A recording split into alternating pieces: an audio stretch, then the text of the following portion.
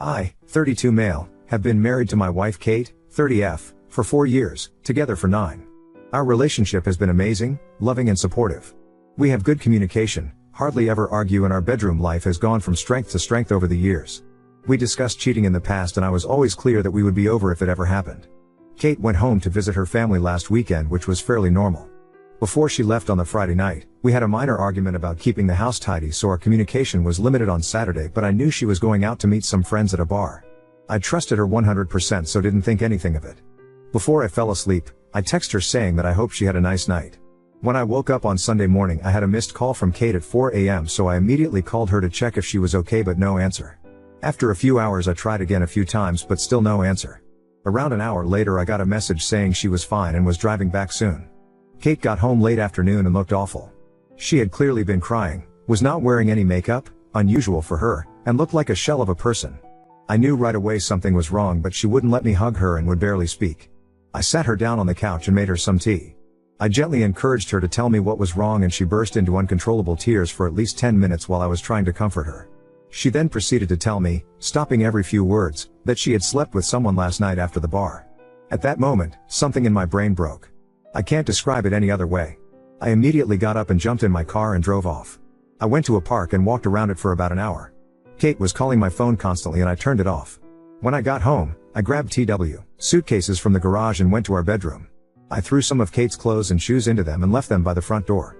Kate was lying on the floor in the living room, curled up into a ball sobbing. I called her best friend who lives nearby and told her that Kate needed a place to stay and a ride to her place, and that Kate could explain everything to her later. I told Kate I was leaving for an hour and that her friend was coming to pick her up. She grabbed onto my legs trying to stop me from leaving. When I returned home again, Kate was gone and so were the cases. On Monday, with a clearer head, I answered one of Kate's many calls and told her that I needed her to send me an email with as much details as possible of that night, and if she leaves anything out, there will be no hope of reconciliation.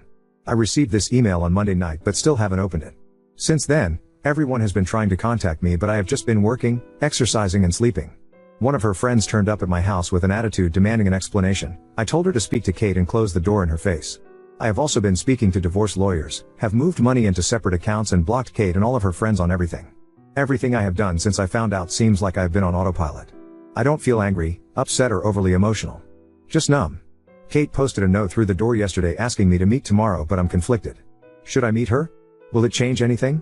Is there any point in trying to reconcile? Is it normal to feel like a robot, and how do I snap out of this? Edit. Just to add that when I came home the first time, Kate confirmed it was consensual. She was drunk but knew what she was doing. Update 1. Kate came to the house yesterday, and when I opened the door she looked terrible. She tried to hug me and started mumbling apologies, but I stopped her and we sat down to talk. I started by telling Kate that I would be recording the audio of the conversation and she agreed. I then asked her to explain what happened and told her that I haven't read the email she sent. Kate said she had been at the bar with 2 friends, I know and like both of them, and told me what she had to drink. I was surprised at how little she drank because it was the same amount we would normally drink when going for dinner, a few glasses of wine and a cocktail. She admitted she was only slightly tipsy. One of her friends, Sarah, has a younger brother, Max, 27M, who came to pick them up around midnight. It's a running joke in their group that Max has had major crush on Kate since high school, and I had heard them joke about this. The 4 of them went to get some food and Max then dropped each one off until it was just him and Kate. Kate said she didn't want him to drive the 20 minutes to her parents' place after working all day, so would just order an Uber from his apartment. She went into his apartment to order the Uber but couldn't get one. Max suggested she should crash in his bed and he would take the sofa, he would then drop her off in the morning. Kate refused and continued to try to find an Uber. They were sitting on Max's bed and he kissed her. She kissed him back and they ended up having sex. After that she broke down crying from guilt and Max took her home. She cried for another hour, then tried to call me to tell me what she had done. We had to stop a number of times because Kate kept breaking down and crying hysterically. She told me it was a huge mistake, she got caught up in the moment, it was terrible, she only loves me blah blah blah. After she was done, I told her that her story didn't make sense, but it didn't matter at this stage because I was done. This caused another breakdown. I told her I was going to continue with the divorce preparations, but for the next month we would be separated with no contact. I also told her that we would both remain faithful. Would get a full STD panel and she would tell our mutual friends and family what happened. If she sticks to these conditions, I would be willing to meet again to see if there was any way forward other than divorce. She enthusiastically agreed to this but made it clear that she did not expect me to stay faithful to her. I know many of you will criticize this decision, but I need to be sure that divorce is the right option after I have had time to process everything that has happened. I am still 99% sure that is where we are heading, but I need to be 100% certain. Update 2. First of all, I'm not in robot mode anymore. I have been having bursts of intense feelings of anger and betrayal but have been keeping busy with work and exercise. My friends have also been great since they found out and have been dragging me out of the house to hang out. I decided to read the email and wish I hadn't. The story Kate told in the email was mostly the same, but there was no mention of going into Max's apartment to order an Uber. There were also pretty explicit details of what they did, for how long, and that they had apparently used a condom. I will never be able to forget this description. Many people who were originally criticizing me for kicking Kate out of the house have now apologized, but they can keep it. Kate's parents reached out to apologize and I spoke to them because we had a good relationship before all of this. They begged me to try to work it out but said they understood if I decided to get divorced. I didn't commit to either option. Kate's other friend, that was there that night, contacted me to tell me her side of the story. It mostly matched up, bar food home. She said Kate could stay over at her house but she refused, saying she was driving home early the next morning. Max apparently insisted that he would take Kate home. The version of the story that she told didn't mention Kate trying to get an Uber, only that Max invited her in and she accepted. I asked her if she had ever suspected anything before, and she told me that about a year ago, she went to meet Kate for coffee but found Max sitting with her when she arrived. Apparently Kate looked guilty, but when asked about it she said they just met by chance. Sarah, Max's sister, also reached out to me and I spoke to her too. She was angry with both Max and Kate and told me a similar story. Apparently her whole family are angry with Max and she had not spoken to Kate since she found out. She apologized on behalf of her idiot brother and said she had warned him to stay away from Kate since high school. She didn't think anything else had happened between them. I have had zero contact from Kate but heard that she was going to be moving into an Airbnb near our house. Apparently she is not coping well and called in sick from work a few times over the last few weeks. She does have support from the friend she is currently living with, and I asked her parents to keep an eye on her. Her parents came up to see her this past weekend. I went out with some friends at the weekend and ended up drunk at a bar. I was talking to a girl there who I probably could have gone home with, but I stopped myself because I wanted to keep my self-respect. Reading the email and hearing what they had done made me give up hope of repairing this. Especially when I know she is not being truthful with me on other things, so who knows. I will be moving ahead with the divorce and might not even wait a month before telling Kate that this is my final decision. Update 3. Kate sent me an email last week asking to pick up some things she needed for work. My lawyer told me not to prevent her from having access to the house or her possessions, so I reluctantly agreed that she could come over on Thursday night when I would be at the gym. I told her to be out by 7:30, but when I got home at 8 she was still there. When I walked in, she had left a few work-related items next to the stairs and she was chopping vegetables for dinner. She looked amazing with her hair and makeup done, wearing one of the dresses I like. The whole place had been tidied and cleaned. I calmly asked her to leave immediately and she made her way to the door but stopped and asked if we could speak. I should have said no, but I eventually agreed. We sat down and had a conversation for around an hour which jumped from topic to topic. Again I told her I would record the audio and she agreed. I started by asking her if she had kept her side of the agreement we made the last time we spoke. She said she had taken an STI test which was all negative, mine was too thankfully, and a pregnancy test which was negative. She hadn't been with anyone else and also told a few friends and family what happened, and many of them were angry and were not speaking to her. I asked a lot of questions that had been turning over in my mind for the last few weeks. She confirmed that her reason for going into Max's apartment, the Uber story, was BS, and she said he invited her in for a drink and she agreed knowing at some level that something was going to happen. She can't explain why she did this other than being selfish and enjoying the attention. She also confirmed that she had texted with Max a few times over the years because he would shower her with compliments and make her feel good. He would always initiate and she was apparently careful not to lead him on, and said she had never sent him explicit messages or pictures. Kate also told me that they had hooked up about 6 months before we got together but never had sex. She admitted that she was always a bit curious. Her story about being caught at the coffee shop was that Max had texted her asking what she was up to and she had told him where she was. He then turned up. She swore this was the first time they had ever done anything since we had been together. She said there was nothing missing in our relationship and she hates herself for ruining her perfect marriage and causing me so much pain. I told her that I still don't believe her story and that there was no point in continuing the conversation. She calmly asked what she would need to do to make this right, offering up her phone, location sharing, not going out without me, etc. She had clearly been doing some research. I said that I had no plans to become her prison guard, especially when I would never get over the betrayal. Things then took an unexpected turn which caught me completely off guard. She asked me to turn off the audio recording because she had something private she wanted to discuss and didn't want other people hearing it. I refused and she reluctantly continued. She asked if I had been involved with anyone else sexually since all of this happened, making it clear she was fine with it. I told her no and she said that I must be going crazy. We used to have sex almost daily, and started talking dirty about all of the things I could do with and to her. This involved a lot of kinky things that I had wanted to try or had only done a few times. She said she wanted to meet my needs, even if we did not get back together. She said we could have as many threesomes as I wanted from now on, or we could be open on my side only, and she would even find partners for us/me. She was trying very hard to turn me on, and I stayed silent until she asked who I wanted to have a threesome with. For some reason, I mentioned the name of her coworker who was 5 years younger than Kate and a total knockout. This surprised her, but she was in too deep and asked me what I wanted to do with her. I went into detail about a pretty hardcore scenario, and Kate was encouraging me until I said that she would just be watching. This again caught her off guard, but she went along with it. Later on, I realized that I only said all of this as a petty attempt to hurt Kate, which I don't feel good about. She was obviously convinced that her plan was working, so she pulled up her dress and got into my favo. Your right position on the couch, begging me to have sex with her. I'll admit that for a few seconds my body reacted even though my head was not in the game. Everything suddenly came into focus and the content of her email came flooding into my head. I can't explain why, but I started to laugh. Not just a chuckle, but a full-on belly laugh. She looked hurt and moved away, then started to cry. I told her it was time for her to go and she left quickly, probably due to the embarrassment. I also said she needed to hurry up and get a lawyer because we are getting divorced. The post-nut clarity after she left confirmed that I had dodged a bullet. I have a meeting with my lawyer later this week and want to move forward with the divorce as quickly as possible. Update 4. My wife admitted to having a drunken one-night stand last week, and it has turned me into a robot. Thought I would provide a final update on the situation for anyone that is interested. The last few months have been tough and I have only seen Kate in person a handful of times. After a few weeks of no contact, I decided that we should discuss things with a clearer head. We went for lunch and had a calm, respectful conversation about everything that had happened and what reconciliation might look like. Kate said she would do anything to get things back on track, and I believe her, but didn't commit to anything.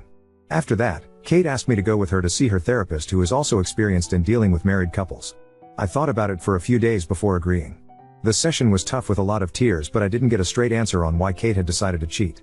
The therapist was surprisingly fair to both of us and was not judgmental. We again discussed reconciliation, but I told her that I thought it was best to proceed with the divorce. Last week, I drove up to her parents' house to drop off some tools I had borrowed from her dad.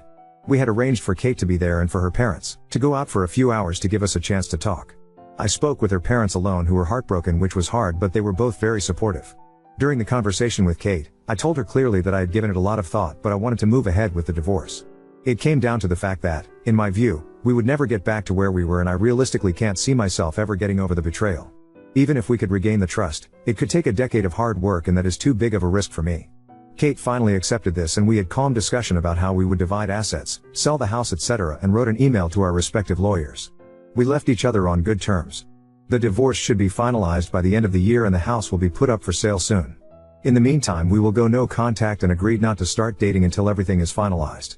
I have had a few casual hookups and it feels strange to be going back to being single after all this time. I have been hitting the gym, spending a lot of time with friends and family, and getting back into my hobbies. I'm optimistic about the future, and although I'm still devastated by the loss of my marriage, I feel that this has made me grow as a person. Now on to second story. Husband refuses to believe I'm not pregnant despite negative tests. His obsession is getting scary, and I'm seeking help. This situation has gotten worrying, and I don't know what to do with it. Since about a week my husband became convinced I'm pregnant. I have no idea why, because I'm not. We haven't even started trying, though we do have plans in the future. We were just making conversation, and yeah, I did mention feeling tired. But that's all. A few hours later he just came in so excited. I told him I'm not, but he won't let it go. He has made remarks about how happy he is, what a wonderful mother I'll be, what our baby will be like. Not all the time, but it has come up multiple times a day. I told him I'm not. I even took a test, because even I started wondering, and it was undoubtedly negative. I showed him and he just got annoyed, said tests can be wrong. He didn't speak to me for the rest of the evening. The next morning he acted as if nothing happened. When I tell him I'm not, he just kind of shuts me out. I lost my shit yesterday when we were in bed and he put his hand on my stomach, told him he's acting crazy. I'm not pregnant and his behavior is scaring me. He went to sleep in the guest room after that and left for work early in the morning. I haven't seen him or spoken to him today. I'm just at a loss. I don't know where this obsession is coming from. I even asked him if I gained weight, if that's what's gotten him confused. He assured me I didn't. I'm thinking of contacting his parents. Or maybe a therapist or something. I honestly don't understand what's happening and I'm worried about my husband. Edit, thank you for all the replies. I didn't expect all this. It's been overwhelming and I'm incredibly grateful. He's asleep next to me right now and I keep going through all the comments. My husband is one of the kindest people I've ever met. I promise you all that he's not trying to manipulate me, or would do anything to harm me. But that does make me believe something is really wrong. I'll contact Maya and his parents in the morning, once he's left for work. Maybe go stay with my mom for a bit, though I hate the idea of leaving him like this. I also definitely will make an appointment with my doctor for a blood test. Update 1. I really appreciate everyone asking if I'm safe, and I am. I wish I could give clear answers but I can't. Things escalated when I tried to speak to him, keeping some of y'all's advice in mind. I sat him down and explained to him that I'd love to have kids with him in the future but that I'm not pregnant right now, and that his insistence worries and scares me. I told him we could go to the doctor, or together if that would put his mind at ease, or I could take another test in front of him. I was just hoping to snap him out of it somehow. He got very agitated, said many hurtful things and accused me of being a liar many times. That I'm trying to keep our baby away from him, and so on. Nothing made sense and I wasn't feeling safe anymore. I knew my husband would never harm me in any way, but that wasn't my husband. Things got worse. He did hurt me but nothing permanent or even emergency care worthy. I also know that if he was in his right mind, he never would have done anything like this. I called mine and his parents and I'm now staying with my mom. He did seem to calm down a bit when his parents arrived. I haven't seen/spoken to him since then. His mother, she's an angel, is keeping me posted about everything. We all agree something is very off about him, and we don't know what it is. But he hasn't agreed to getting himself checked out in any way. I don't know how they'll go about it, but they say, and I painfully have to agree, that it's best to keep my distance for a bit, as most of it is aimed at me. I'm safe, so is he. I miss him so much and just want an answer as to why he's being like this. I keep trying to figure out if there were signs before, or what I did wrong. Thank you all for the replies, they were a great help. It's so kind you cared to ask if I'm safe. Commenter, let's pray it's not drugs, since he refuses to get checked out skeptical. I'm so sorry op, I hope everything gets better soon. I don't know if going back to him is a good idea though, he physically hurt you. Oop, I do think that whatever is causing this, is the reason he hurt. We've been together for some years now and he's never even raised his voice at me up until this. Thanks. I've been reading all the comments, you guys are all so kind to me. Update 3. He's in the hospital. Many people were right about it being a medical issue. I'll get more into it at some point, maybe, but first need to see what's going to happen with him. I've seen him a couple of times. Sometimes he's his normal self, sometimes he can't stand the sight of me. We're managing somehow. Update 4. I'm going to keep this short. My husband has a brain tumor. A lot of people commented this, and I feel an immense amount of guilt that I hadn't considered it till then. All the headaches and other symptoms, in hindsight, we had previously dismissed because of his stressful work situation and so on. I'm beating myself up that I hadn't seen it before. A wonderful team of neurosurgeons, oncologists and other physicians is figuring out the best approach here, if there is one. We'll hear more in the next days. I've spent more time with my husband. Some moments he's his amazing self, others he's filled with anger. It's difficult, but we're managing. I wouldn't have been able to without the support of our friends and family. I love my husband. This situation is terrifying. In moments of clarity he's trying to make me laugh, so I don't worry. That's who he is. Thank you everyone for pushing me to get him checked out. Update 5. I can't say these feelings out loud, not to the people around me, so I hope it's okay I do it here. But I'm furious with my husband for getting sick. I know he's not to blame, I know he's suffering. Yet I'm still furious with him. I can't explain it. He's the love of my life. How dare he get sick? How dare he change anything about the wonderful life we have planned? How dare he leave me so much sooner than when we're old and senile? 2 months ago our life was perfect. How could everything get so horrible so fast? I love him so much it hurts. And because of that I'm so angry with him right now. I feel like a horrible person. Update 6. It's 2 a.m. here so I apologize if this is not coherent. I'm going to step away from all social media and I wanted to leave you with a brutally honest update. It's silly, but y'all's support has meant a lot to me. Don't get me wrong, I have a wonderful family and friends. But in a way I have to comfort them too, and I can't deal with it right now. My husband is dying. In the 5 weeks since his diagnosis, he's gotten worse quickly. Today the decision has been made not to continue treatment, or even properly start it. He's not strong enough. He has a month, maybe. If we're lucky. I'm furious at the world right now. And I'm furious at him. Which makes me an enormous bitch, cause what kind of person is angry at their husband for being ill? I love him so much, and I hate him for it. I'm sorry this isn't a better update. Wish you all the best.